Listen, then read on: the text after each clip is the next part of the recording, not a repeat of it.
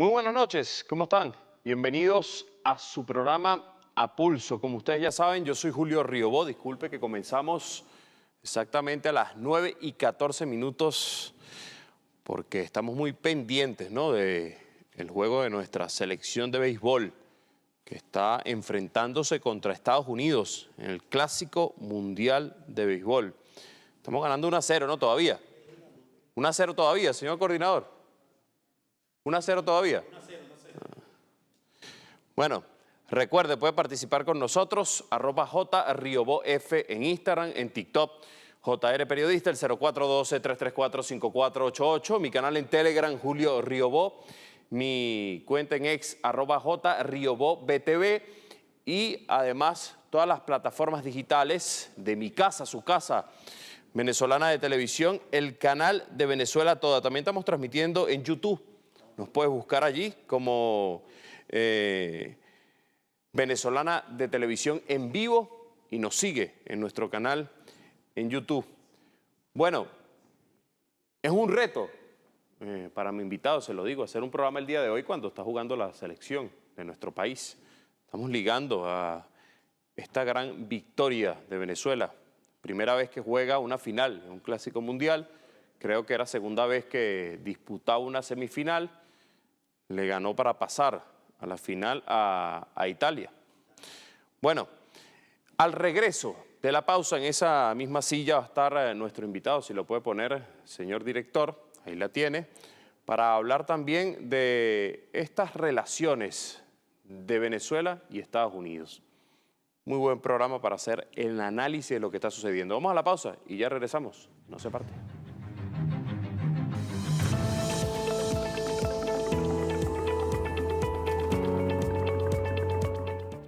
Bueno, continuamos con su programa A Pulso. Ahí lo veían. Gana Venezuela 2-0 a los Estados Unidos con un jonrón de Abreu. Bueno, recuerde, puede participar con nosotros, @JRiobóF en Instagram, en TikTok, JR Periodista, el 0412-334-5488, mi canal en Telegram, Julio Riobó, mi cuenta en ex, @JRiobóBTV, y todas las plataformas digitales de Mi Casa, Su Casa Venezolana de Televisión. Nos acompaña Diego Sequera, analista internacional, licenciado en Letras de la UCB, periodista y columnista del destacado portal Misión Verdad. Lo logramos, vamos a hacer un programa en un momento complicado porque la mayoría del pueblo venezolano está muy pendiente del juego de béisbol. No, seguro arribamos toda la atención para acá. Mire, fíjese una cosa. Ya que hablábamos de béisbol, más temprano la presidenta Delcy Rodríguez deseaba todo el entusiasmo a los muchachos para lograr que una gran victoria que hasta ahora, bueno, se está fabricando y ya va 2-0. Pero también el día de ayer, y quiero leer el mensaje, el presidente Donald Trump escribía también algo en su red social, Truth Social, la propia, ¿no? Su red social individual casi. Y decía, wow, Venezuela derrotó a Italia esta noche 4-2 en la semifinal del Clásico Mundial de Béisbol. Se ven realmente bien. Últimamente le están pasando cosas buenas a Venezuela. Me gustaría interpretar este mensaje porque parece ser que a raíz de estas relaciones, ¿no?, que son históricas, tiene alrededor de siglo y medio las relaciones entre Venezuela y Estados Unidos, parece que ahora por esto Venezuela es una potencia en el béisbol. ¿Qué me dice Diego Sequera en torno a esto? Y además dice, alguien se une a la estatidad o al estado número 51. Sí, esa es la provocación. No podía salir sin una provocación de este tipo que, independientemente que ahora la apunte hacia Venezuela no es nueva en su constante flujo de conciencia, por decirlo de alguna manera, o sea, pues el hombre tuitea sin restricción alguna y incluso sin gramática en algunos casos, y bueno, lanzó la gracia en este momento, claro. Eso no es producto de la nada, eso también es producto justamente de cómo se ha logrado maniobrar una situación francamente compleja y peligrosa, de forma tal que me parece a mí que, bueno, en lo que importa respecto a esa amenaza está contenida, ¿no? Digámoslo de esa manera. Es decir, las pulsiones habituales de este del actual presidente, del emperador loco, de alguna manera, bueno, están aplacadas. Eso significa muchas cosas, significa cosas que describen un momento bastante retador para el proyecto mismo de la Revolución Bolivariana, pero a la vez también, bueno, el cómo sacas provecho, cómo haces de este momento, de este envión, vamos a llamarlo energía, sacar lo mejor posible, el mejor beneficio para el país propiamente. Ponte a ver cuál era el otro escenario en su momento, si nos remontamos ya que un poco más, casi 3 meses atrás. ¿Cuál era el otro camino? ¿Qué significaba ese camino? Y con cuáles resultados, independientemente de lo que pudiera especularse, ¿no? Cambio de, eso tiene un costo importante provisional, me parece a mí también, me parece que está muy a tono con con la velocidad y la dinámica de las coordenadas actuales, no solo en la relación Venezuela-Estados Unidos, no solo en la relación Estados Unidos-Latinoamérica, hemisferio occidental, sino también globales, como lo estamos viendo en otros escenarios también, que incluso entre ellos dialogan también. O sea, con el beneficio de la retrospectiva vemos también que sin un 3 de enero no hay lo que está ocurriendo ahora justamente en estos tiempos en Asia Occidental, específicamente en torno a la República Islámica de Irán. Fíjese que hay una negociación. Esta negociación, y usted lo sabe, habla el presidente Donald Trump de que ha sido muy importante y que con la presidenta Delcy Rodríguez trabaja muy bien. También del lado de la presidenta Delcy Rodríguez saluda los acuerdos que se han logrado entre ambas naciones. ¿Qué tan importante en este momento, y sobre todo por lo que sucede en el Medio Oriente, es el petróleo venezolano para Estados Unidos? Bueno, así como volvemos otra vez a la figura, ¿no?, del presidente Trump y volvemos a las provocaciones y las butades que ha dicho en todo este tiempo respecto a Venezuela y respecto a buena parte del mundo, vemos también cómo han usado titulares o cómo han usado ciertas frases para hacer que de alguna forma o de otra, personalmente, lo tengo que decir así para decirlo con la responsabilidad que corresponde, bueno, ha sido doloroso escuchar ciertos comentarios. En algún momento dijo, básicamente, y eso es con toda la intención del mundo, de bueno, Venezuela de alguna manera hasta pagó la guerra, ¿no? O sea, el petróleo venezolano, mejor dicho, lo que han hecho facilitó esta situación, ¿no?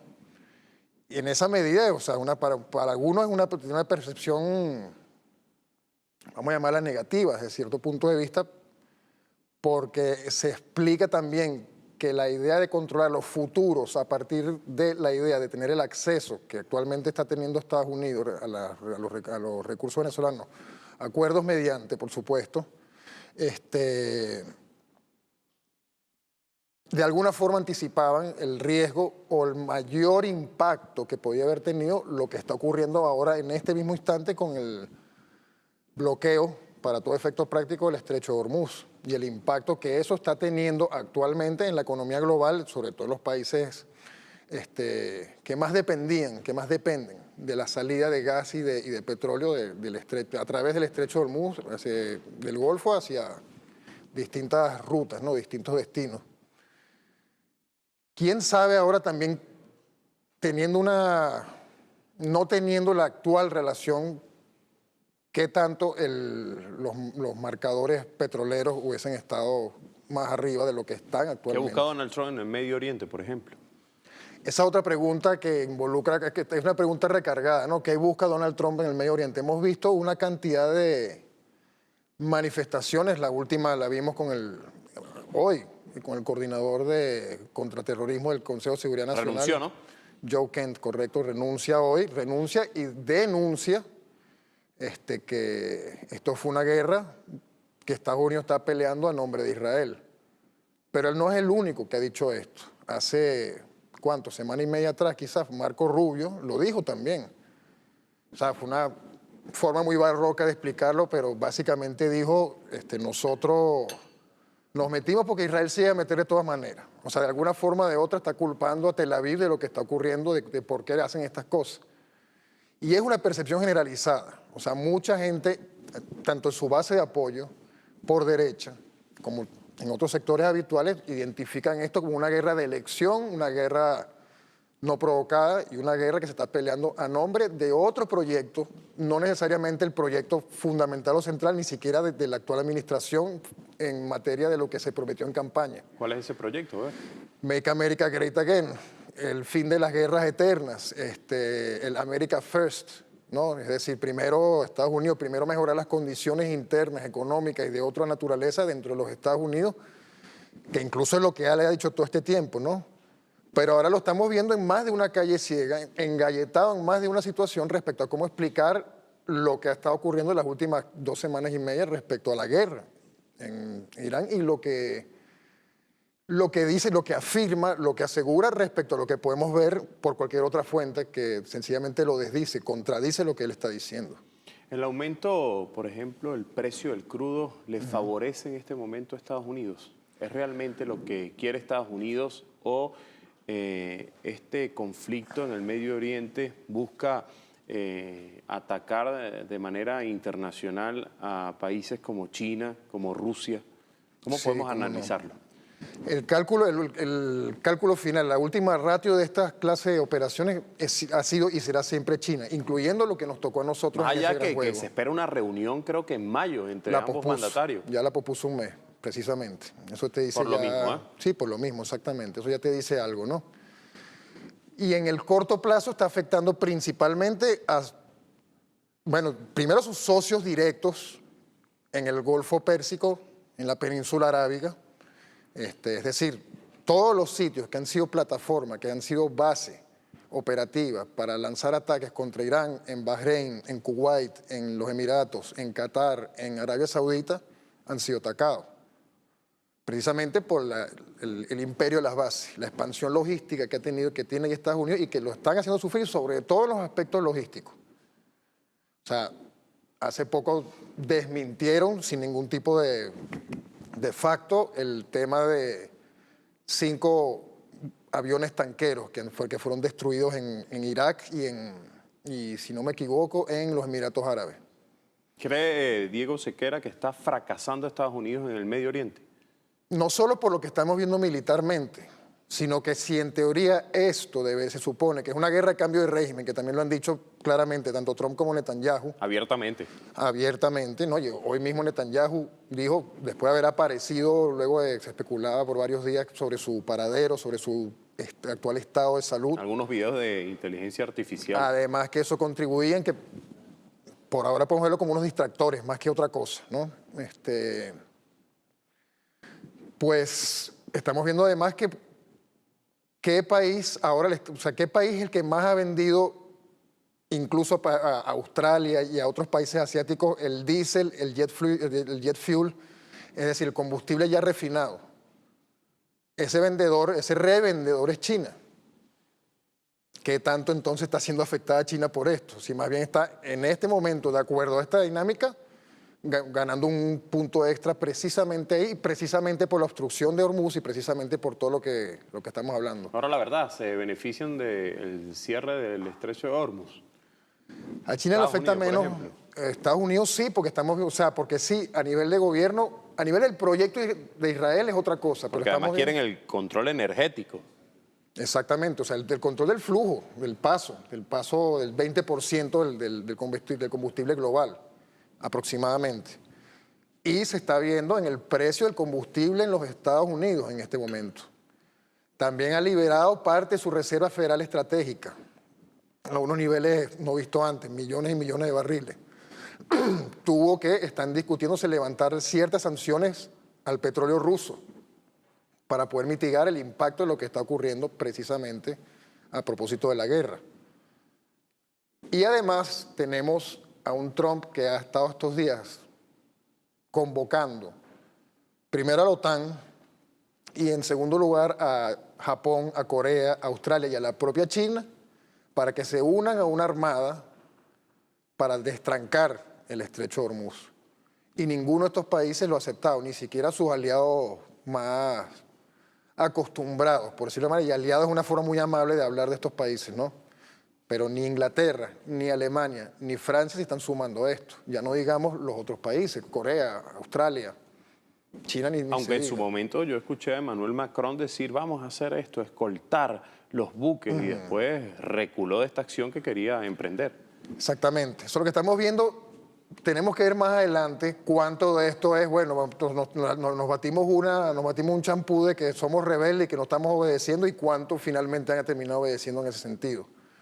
Porque además en algún momento una base naval francesa fue impactada, una base en los Emiratos Árabes Unidos. Todo es parte de un plan, cree Diego Sequera, asegurar el petróleo venezolano para entrar en el Medio Oriente. Yo creo que ese cálculo existía ahí. Yo creo que ese cálculo existía ahí. Se estaba manejando. Sí, o sea, está contemplado, pues si no vemos cómo también, a pesar de que las protestas que estaban ocurriendo en diciembre, que tenían una base económica real y que las protestas en los bazares era real, fue completamente secuestrada, tuneada, hipertrofiada, infiltrada como de costumbre y convertida en otra cosa. El punto de aceleración fue el 3 de enero. O sea, que ese cálculo de alguna forma o de otra me parece que está ahí. Ahora bien, ¿cuál es realmente el proyecto aquí? Si tenemos el último gran bastión en tanto Estado que se opone al proyecto de la expansión del Gran Israel, del Eretz Israel, ¿no? ¿Quién se beneficiaría realmente, directamente, de un presunto cambio de régimen en ese sentido? Directamente es Israel, y por supuesto Israel como un terminal, como el puerto privilegiado de los Estados Unidos también. Pero eso involucraría justamente debilitar la posición de los estados árabes y musulmanes en la zona y facilitar de alguna manera o la pacificación o la expansión por la vía armada de este proyecto. Que además, entre otras cosas, tiene otra capa doctrinaria aquí, que también es otro plan, el plan Ode-Ginon, que básicamente es la balcanización de todos estos estados, incluyendo la balcanización de la República Islámica de Irán. Ahora bien, ¿está ocurriendo esto? Hoy se confirmó el asesinato del secretario general, del jefe del Consejo de Seguridad Nacional de Irán, Ali Larijani, una figura prominente, una figura que además ha tenido en los últimos meses, en el último año, un peso muy específico. Antes de eso vimos también el asesinato del ayatollah Ali Jamenei y una serie de mandos de alto nivel de todos los componentes de las Fuerzas Armadas, incluyendo el Cuerpo de Guardia Revolucionaria Islámica, ¿no? Pero no ha pasado, no ha colapsado. Hemos visto también las manifestaciones todos los días en todas las grandes ciudades en apoyo al Estado, al sistema y al gobierno en Irán, incluyendo, que esto también hay evidencia, propios manifestantes que en enero estaban protestando contra el gobierno y que en este momento apoyan al Estado precisamente en contra de los ataques de los Estados Unidos. Entonces, y de nuevo, militarmente estamos viendo también cómo ha sido progresivo el uso de misiles cada vez más sofisticados en sus objetivos, tanto en Israel como en todos los lugares en el Golfo Pérsico, desde donde se han lanzado ataques contra Irán, que primero lanzaban era puro misil viejo, de tercera categoría, pichache, drones, cegando todos los sistemas de detección temprana, los radares, todos los sistemas antiaéreos y todo lo demás, midiendo eso, y luego vemos cómo están usando cada vez, quizás en apariencia en Irán no están usando menos, pero están usando no solo menos, sino mejores y más precisos. ¿Y ahora cómo se puede, Diego, evaluar lo que sucede en lo interno en Estados Unidos? Porque hablamos de la renuncia de este funcionario, pero también, por ejemplo, alguien que era, por así llamarlo, no amigo, pero sí negociador, Richard Grenell, lo sacan de su cargo y se especula que va a estar en otro muy pronto. Pero ¿qué va a suceder o qué está sucediendo en lo interno de Estados Unidos? Porque he leído yo algunas encuestas que están en contra del conflicto, de lo que pasa en el Medio Oriente. He leído y he visto imágenes de cómo bajan de algunos aviones los féretros de los soldados caídos, algo que tiene un impacto muy fuerte en la población norteamericana. Que siempre ha sido el punto más sensible inmediatamente para la población estadounidense en estos casos, ¿no? Estamos viendo que no pasa el 26% aproximadamente el apoyo a la guerra, y además una franja generacional que no está en edad militar la que está apoyando todas estas cosas, ¿no?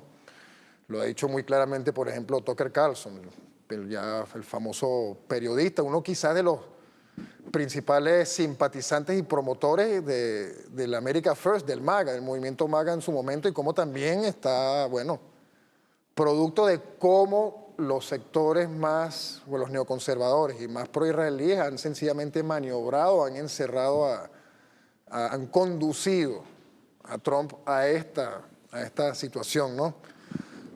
Pero pensemos, por ejemplo, en el caso de Kent, Joe Kent, ¿no? Que tiene un cargo profundamente sensible, que ya por supuesto Trump dijo, no, yo no confiaba en este tipo, era muy débil en materia de seguridad, no me servía para nada, lo nombró él. Y fue ratificado por el Senado a mitad del año pasado. Exacto. Lo descalifica ahora. Automáticamente lo descalifica, ¿no? Y más triste aún, la jefa de él, Tulsi Gabbard, que otrora una gran voz antiguerra, ahora también justifica también esta decisión. Pero ¿quién es este Kent? Kent es un personaje también de la derecha, del nacionalismo gringo, MAGA también, por supuesto, cercano a los sectores más cristianos, no el sionismo cristiano necesariamente, pero a esa derecha, ¿no? ¿De dónde viene él también? Y dijo, o sea, además su esposa, su primera esposa, muere en un atentado del ISIS en Siria, en Manbij, en el norte de Siria. Y él dice en la carta que eso fue una guerra provocada por Israel, donde se llevó a Estados Unidos, ¿no? Él fue fuerzas especiales, estuvo 11 veces entre Irak y Afganistán, Siria, Yemen, o sea, un tipo de esto, y fue parte además de los grupos paramilitares, los comandos de la CIA. Un matón también, desde cualquier punto de vista en ese sentido. Y él es el que se está oponiendo a esto, luego dice también su carta de renuncia, un examen de conciencia profundo, dice él, ¿no? Eso ya te dice bastante respecto a un sector importante que él representa, ¿no? Simbólicamente o demográficamente o dentro de la alianza que es esta alianza de influencer y de podcaster que es el gobierno de Donald Trump, bastante diseñado, entre otras cosas, por Stephen Miller y por Susie Wiles, su jefa de gabinete, que le diagnosticaron cáncer hace poco, por cierto. El caso de Grenell es distinto. No tenemos todavía, que no la descarto, habría que ver. Están los detalles todavía, sí. Pero él está en un puesto muy... O sea, él era un multiuso de Trump y él estaba en lo que sería... profundas diferencias de Marco Rubio, con Marco Rubio. Sí, pero ya el hecho que él estaba encargado de lo que ahora se llama Donald Trump y JF Kennedy Centro para las Bellas Artes. O sea, sería como el equivalente, no sé, del IARTES aquí en Venezuela, de alguna manera, el encargado del Instituto de Bellas Artes en los Estados Unidos. Es decir, un puesto muy sensible para Trump en ciertos puntos de vista, políticamente muy secundario, donde el hombre, según lo que uno lee, tampoco trató de poner el contenido MAGA en algo muy difícil de, vamos a llamarlo entre comillas, revolucionar. Y al parecer muchos titulares, que es un poco también uno de los reflejos habituales en el presidente negativo, lo conducen a esto, según CNN, ¿no? ¿Habrá algo más? Por ahora no lo sabemos. Además es muy peculiar porque él opera, tú sabes, él fue director de Nacional de Inteligencia provisorio por un tiempo en su primera presidencia, fue embajador ante Alemania para Estados Unidos y todo lo demás. No veo ahorita pruebas que digan que esto también sea parte de la intriga, pero no es difícil de imaginar, pero veremos, a lo mejor sale algún tipo de revelación en el Washington Post, que suele ser el chismoso en estos casos. Pero en todo caso, lo que vemos también aquí es que hay una cantidad de sectores. Hay un centro que se llama algo así como Centro de Estudio de Conciencia de la Guerra. Un grupo, también otro pequeño grupo de estudiosos gringos que hay por montones, pero fue interesante haber visto algo que también le reseñó Misión Verdad en su canal de Telegram, por cierto. Un hilo en X, en Twitter, en el cual contactaron a las esposas de los marines que probablemente van a ser destacados en alguna operación ya de carácter sobre el terreno, ya no operaciones aéreas, sino ya ¿cómo llamarlo?, de desembarco en las costas iraníes o de infiltración por alguna de las cadenas montañosas, alguna parte suicida donde estas esposas de todos estos soldados que no llegan, o sea, llegan hasta sargentos, están totalmente en desacuerdo. Vimos también el desastre en el portaaviones Ford, que dicen que además fue un incendio en la lavandería, hay 600 personas de la tripulación que andan durmiendo en el piso, El barco tuvo que salir del teatro de operaciones supuestamente para resolver el problema, investigar las causas del incidente en Creta. Otro portaaviones viene en su lugar. Se han tenido que alejar del radio de acción del estrecho precisamente por lo que está pasando. Y por lo tanto dicen militarmente no tiene todo consigo, pero volviendo al caso de estas esposas que dicen, o sea, que las últimas comunicaciones que tuvieran con sus maridos antes de que estuvieran apostados en Filipinas para eventualmente ir al teatro de operaciones, era justamente que después de lo que ocurrió aquí en Venezuela y después del primer día del asesinato de 160 niñas en una escuela para niñas en Minab, en el sur de Irán, ya desconfían de esta guerra. Y que a su vez, también dice esta gente, están viendo a muchos sargentos y oficiales, tenientes y demás, hablando en términos de vamos a Irán por el arrebato, este es el gran momento apocalíptico, escatológico que va a producir, bueno, el gran cambio. Fíjese que el tiempo pasa y ahí van días y días y todavía continúa el conflicto.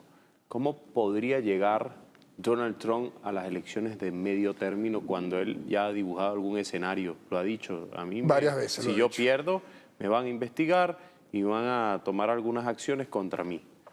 Bueno, y además esa es una de las grandes incertidumbres. Y además esto lo resolvemos en 4 días, esto lo resolvemos en 1 semana, esto lo resolvemos en 2 semanas. Creo, casi un mes. Sí, o sea, él ya dice, ¿no?, que 4 semanas. Los israelíes tienen un escenario también, que también es mezquino, o sea, como que no, bueno, 1 mes y tanto, lo que ellos estiman, 1 mes, 2 meses.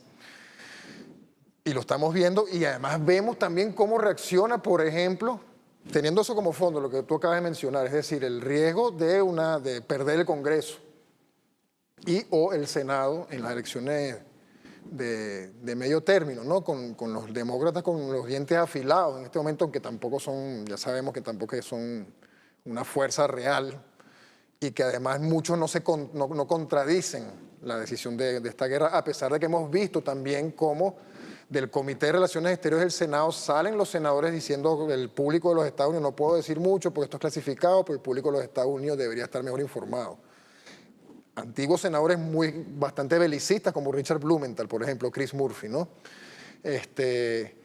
Y vemos cómo Trump dice, bueno, le pedimos ayuda a toda esta gente, pero en realidad no necesitamos su ayuda, o sea, al cabo que ni quería. O sea, te lo juro que a mí me suena a veces, parece Kiko, cuando tuitea, ¿no? O sea, al cabo que ni quería, o sea, esto no te va a convidar, o sea, empieza a chapear con un igualito que Kiko, mano.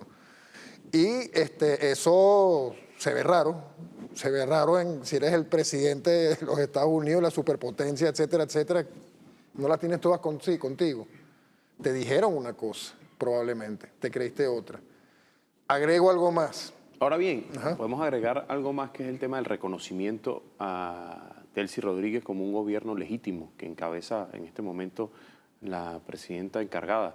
¿Cómo vemos eso? Eso está en el escenario, cuando ese mismo Donald Trump fue que en el año 2019 reconoció un interinato, y ese interinato llevó a muchas cosas, a aquello que llaman, yo lo he mencionado en reiteradas oportunidades, la guerra de bufet, porque de bufetes de abogado, porque ahora está allí el escenario de que Venezuela va a tener representantes para que la defienda en todas las causas que se pudiesen tener en Estados Unidos. No se ha confirmado, por cierto, una de las informaciones, que es lo de Citgo, me imagino que usted lo leyó. Lo leí también, pero también estamos esperando la confirmación de esa noticia, pero ese es uno de los temas. Porque además las fuentes donde sale de primero no son exactamente fuentes oficiales, hay que por decirlo menos.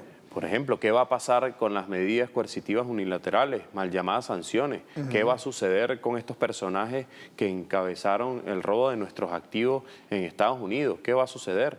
Es interesante. ¿Qué tal este reconocimiento? ¿Va a haber un viraje de Latinoamérica a los mismos presidentes que estaban allí cuando se hizo el reconocimiento? Va, por ejemplo, Javier Milei, el presidente de Ecuador, Noboa, va también el de El Salvador a tener un viraje en su actitud contra Venezuela o con Venezuela, lo mismo que Cash en Chile, por ejemplo. ¿Lo van a hacer? ¿Van a seguir las órdenes de Donald Trump?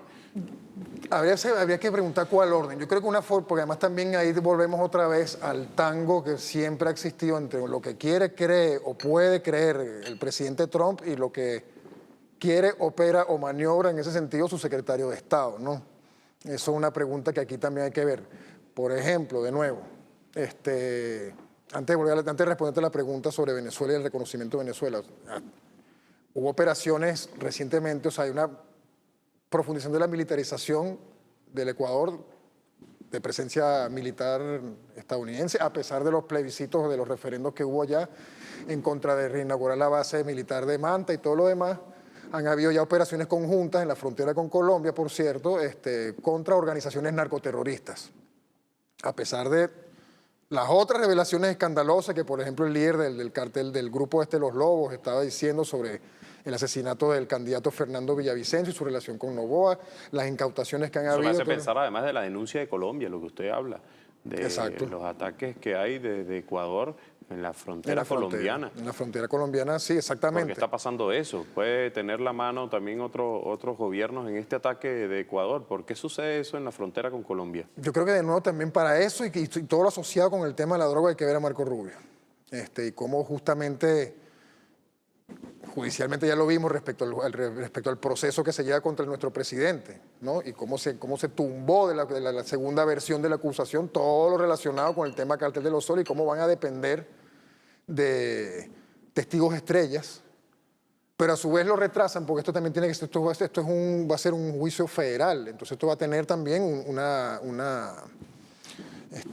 jury, como un jurado. Están buscando un basamento que pueda mantener la acusación. Y el problema es que un proceso judicial de esta naturaleza obliga al Estado federal a revelar una cantidad de evidencias que puede comprometer directamente el relato completo respecto al papel de, por ejemplo, la CIA y el narcotráfico. Porque además puede que no tengan ninguna. Exacto, por eso precisamente, por eso te lo digo. Entonces, y por eso también van a depender también de testigos estrellas, si acaso, para que tenga sentido.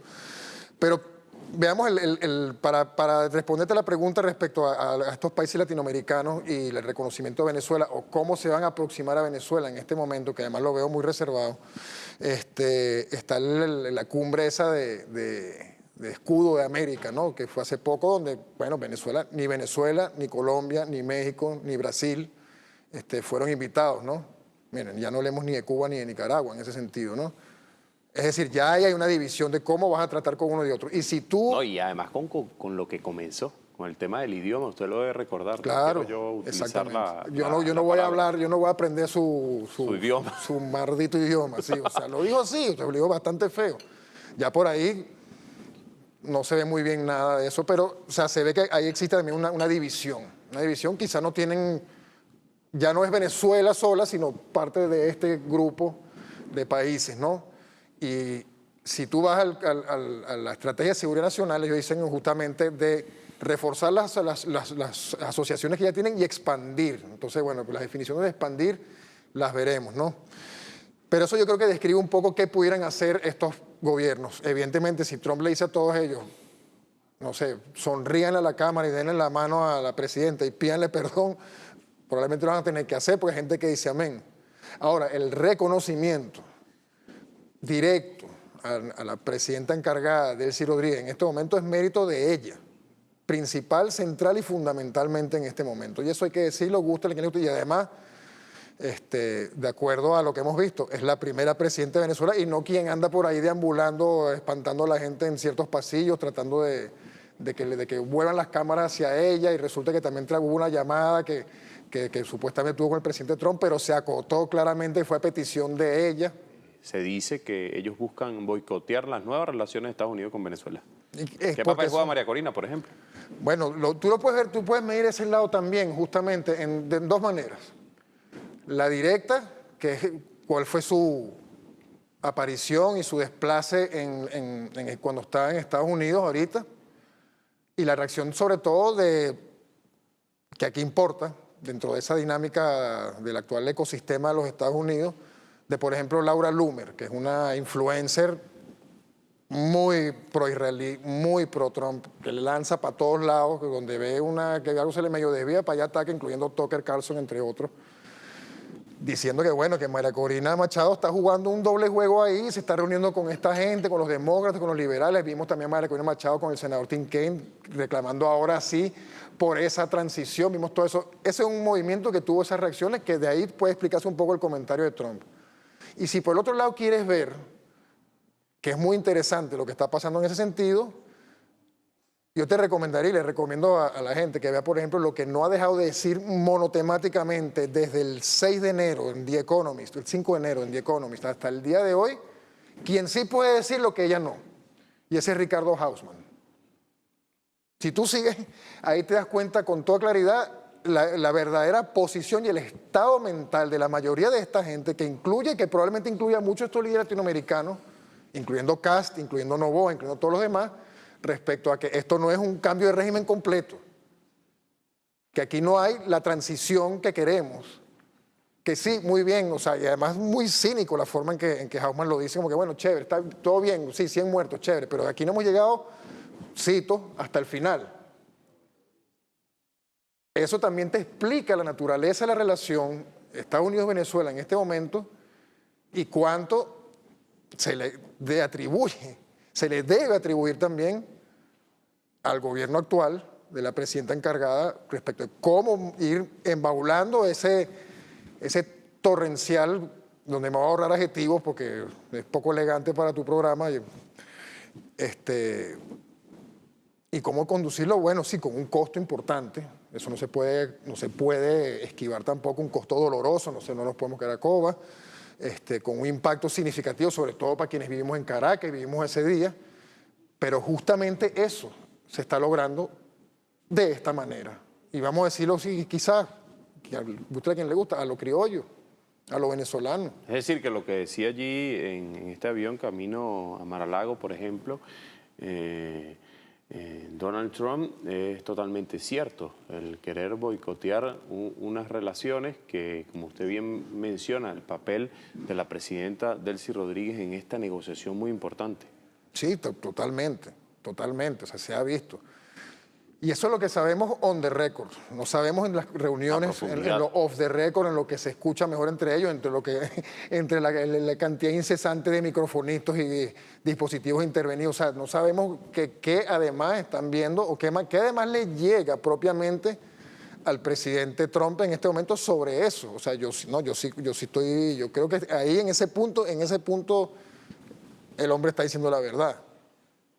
Porque ese es el problema con él, ¿no? Que entre una cantidad torrencial de cosas que dice, una que otra contrastada, como estamos haciendo ahorita, demuestra que es cierta, ¿no? Altos funcionarios venezolanos tienen un precio por su cabeza en Estados Unidos, pero ahora ese mismo Estados Unidos y sus secretarios se sientan con esos altos funcionarios venezolanos. ¿Cómo se interpreta esto en política y sobre todo en política internacional? Bueno, de nuevo, es muy graciosa la ansiedad que eso ha provocado también en Estados Unidos, en varios anclas, en varios opinadores, en todo lo demás. Pero te describe la naturaleza del interés en este momento, no perdamos eso de vista, en este momento respecto a Venezuela y lo que le interesa a Trump.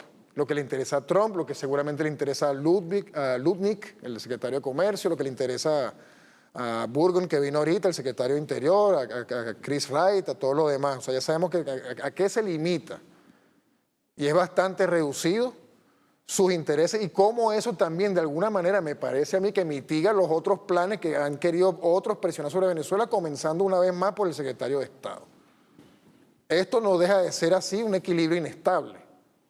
O sea, esto no deja de ser una situación compleja, no deja de ser una situación desafiante, no deja de ser incluso una situación dolorosa. Amén de que quienes están presos en este momento en Nueva York. El presidente además en una cárcel de máxima seguridad en Brooklyn. O sea, es decir, no es qué maravilla es este mundo en este momento. O sea, de hecho, es complicado una negociación de esta manera. ¿Perdón? Es complicado una negociación en torno a esa manera.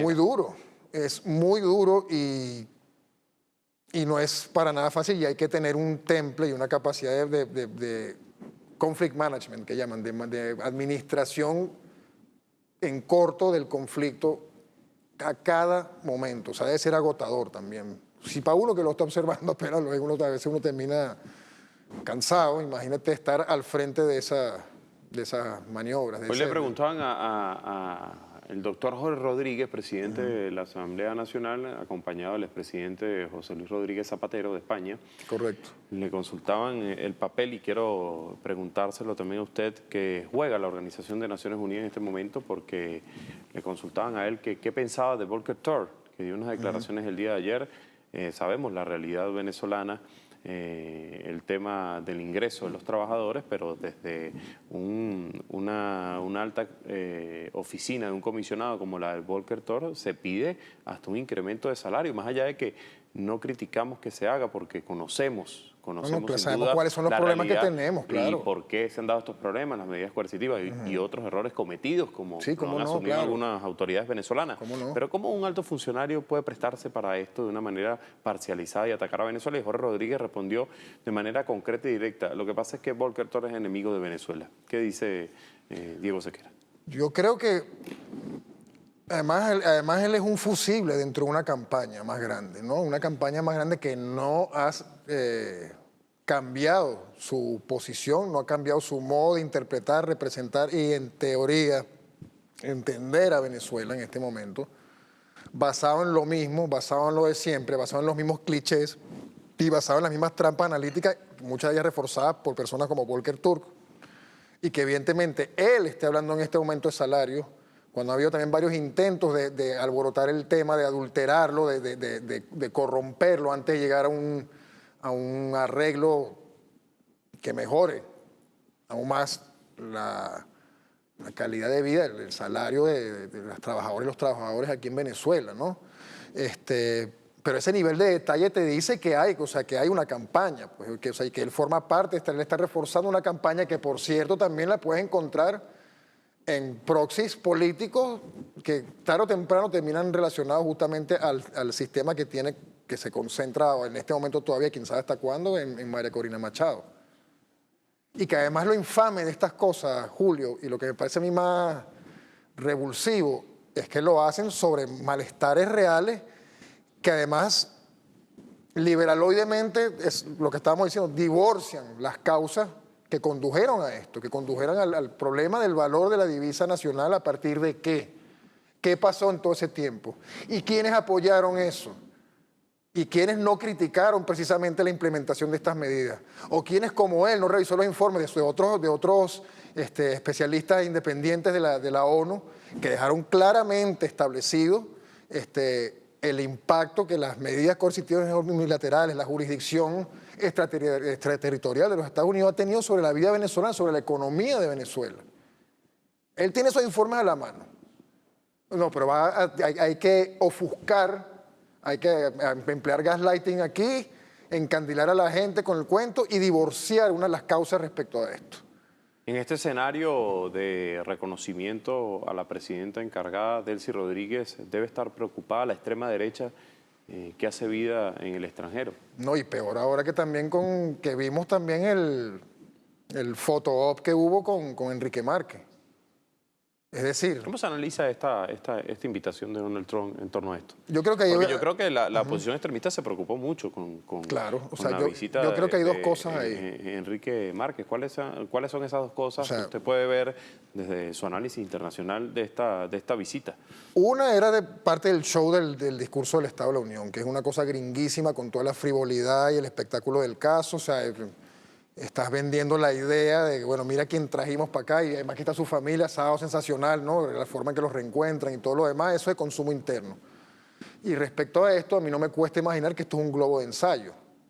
Es decir, medir reacciones con una figura que no representa lo que representa María Corina Machado, lo que concentra, lo que ha concentrado y los esteroides que ha recibido ella de parte de todos estos círculos de Volker Turk para la Fundación Nobel, para donde tú quieras, respecto a que esta es la gran líder. Yo me acuerdo una vez, a mí me están entrevistando en Al Arabiya, en Qatar, y me preguntaron, ¿usted no se siente, a los días de todo esto, y usted no se siente decepcionado de que la líder de la democracia en Venezuela no haya sido, no la hayan entronizado en este momento en Venezuela? Y dije, bueno, en primer lugar, yo no la apoyo, y segundo, no es la líder de toda la oposición en Venezuela.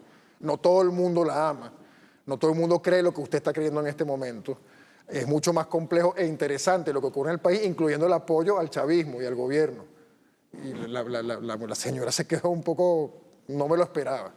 O sea, te digo esto para que veas también cómo estas cosas afectan esa dimensión del sentido común de época que se ha creado en torno a ella y en torno a todas a estas ansiedades, ¿no? Por supuesto que hay una preocupación porque mientras menos luz sobre ella, mientras menos candileja sobre ella, es peor. Y porque ¿qué más la mantiene? En ese sentido es igual que lo que sostiene la viabilidad y el sentido del Estado de Israel. La narrativa es lo único que vende ahí. Y si el relato no vende, hermano, ese producto no se consume. Entonces, claro, hay ansiedad, es preocupante. Y por eso también podemos asociar justamente Turk, esto que están hablando, con ciertos intentos de calentar, no me parece a mí muy exitosamente, la calle en este momento. ¿Cómo puede ser vista la ley de amnistía en el ámbito internacional? Decía José Luis Rodríguez Zapatero que es un ejemplo para el mundo esta ley de amnistía que fue propuesta, usted lo sabe, en la apertura del año judicial por parte de la presidenta encargada, la doctora Delcy Rodríguez. Cuando uno lee el ataque de los medios a José Luis Rodríguez Zapatero, ve el ataque a lo que él decía de la ley de amnistía, habría que preguntarle esto mismo a esa extrema derecha que está solicitando ahora regresar a través de este ordenamiento jurídico y ser beneficiado. Yo le puedo decir algunos nombres, lo dijo Luis Florido, yo lo comenté el día de ayer. John Goycochea quiere regresar, por ejemplo. Lester Toledo quieren regresar a Venezuela más allá del daño que le han hecho a este país. Si el ordenamiento jurídico es tan malo como lo atacan en redes sociales y atacan también a José Luis Rodríguez Zapatero, ¿por qué quieres regresar y quieres ser beneficiado con esta ley? Bueno, esa disonancia cognitiva de por sí es muy interesante y también a ver que menciona a Rodríguez Zapatero, también hemos visto cómo hay campañas en su contra precisamente y en contra de las mediaciones que él ha tenido en este momento, ¿no?